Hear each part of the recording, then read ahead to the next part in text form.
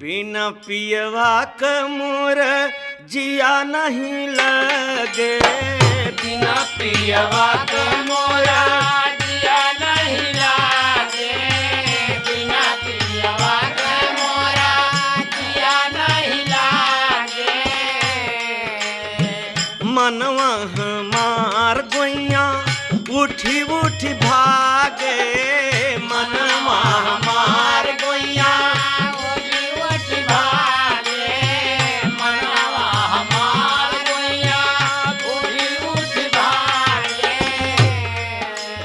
हमके बता दे मोर संवरिया कब हुई राजा से दिदरिया, हमके बता दे